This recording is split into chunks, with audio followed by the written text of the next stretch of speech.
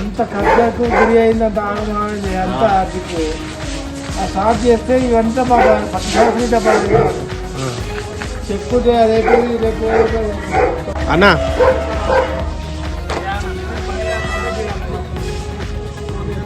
గుర్తు వచ్చిందా ఇంట్లో? నీళ్ళు వస్తే రాత్రి అవునా? రాత్రి సార్ అన్నం లేదు.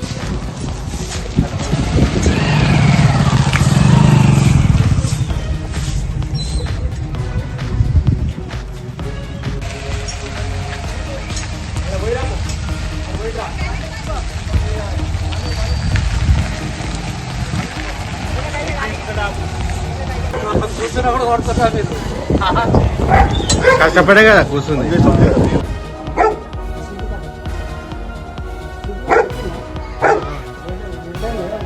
అరే అక్కడి వరకు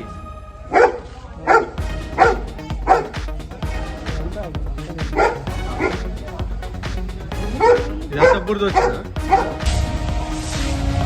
నీళ్ళు వచ్చినాయి కదా? మొత్తం మునిగిపోయింది కదా, మొత్తం అంతా మునిగిపోయింది. ఇప్పుడు కడుక్కుంటారు కదా, ఇప్పుడు వీళ్ళు వచ్చి తీసిరా 5 రోజులు. రాజకీయ నాయకులకు చెందిన వాళ్ళు అధికారంలో ఉన్నప్పుడు వాళ్ళ అనునాయులకు అక్కడ మట్టి పోసి దానికి ప్లాట్లు అన్నట్టు చేసి ఒక శాశ్వతంగా ఇంటి నిర్మాణాలు, దేవాలయాలు, కమ్యూనిటీ హాళ్ళు పోసి నిర్మాణాలు చేసేటువంటి అక్కడ ఉండవలసిన నీరు బ్యాక్ వాటర్ ఇక్కడ మా కాలనీలో నిల్వ ఉంటుంది.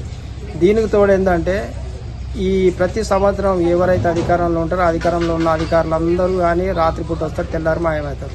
ఇక ఎమ్మెల్యేలు అయితే చెప్పని అవసరం లేదు. వాళ్ళకి అవసరం ఉన్నప్పుడు హామీలు ఇస్తారు, హామీల అమలుకు మాత్రం ఎవ్వరూ నోచుకోరు. మాకు ఇది కామన్ అయిపోయింది. నీళ్లు రావడం, తెల్లారి కడుక్కోవడం, వెళ్ళిపోవడం ఇది కామన్గా అయిపోయింది. దీనికి ఏంటి ప్రధాన కారణం అంటే అక్కడున్న కుంటలో ఉన్న మట్టిని తీసేసి ఇదివరకు ఏదైతే చాకలికుంట అనేది ప్రాంతం ఉందో ఆ ప్రాంతంలో మొత్తం మట్టి తీసేసి ఆ నిర్మాణాలు అక్రమంగా వెలిసిన నిర్మాణాలను తొలగిస్తేనే దీనికి శాశ్వత పరిణామం. దీనికి తోడు ఏంటంటే కొద్ది రోజులకి ఇక్కడ ప్రైవేట్ స్కూల్ చెందిన ఆయన అక్కడ భూమి అంతా చదును చేసి అక్కడ శాశ్వతంగా కొన్ని నిర్మాణాలు చేసిండు. ప్రహరీ గోడ నిర్మాణం కానీ అవన్నీ చేసిండు. కాబట్టి దాంతో నీళ్లు మరింత ఆగిన నీళ్లు ఎక్కడ పోలేక మా ఇళ్ళలోకి రావడం. ఇది నీళ్లు రావడంతో సరే మేము చేసుకుందాం అంటే పాములు తేళ్ళు వచ్చి కూడా రాత్రిపూట మాకు ఎక్కడ పోలేక ఉన్న ఇంట్లోనే కరెంటు లేకున్నా ఏది లేకున్నా సరే ఇంట్లోనే పడి ఉంటున్నాయి. ఎందుకంటే వరద వస్తే మళ్ళీ సామాన్లు నీళ్ళు తీసుకొని పోవచ్చిన ఆలోచన. ఇది ఏంటంటే రాజకీయ నాయకులు చేసిన కుట్రలే ఇదంతా.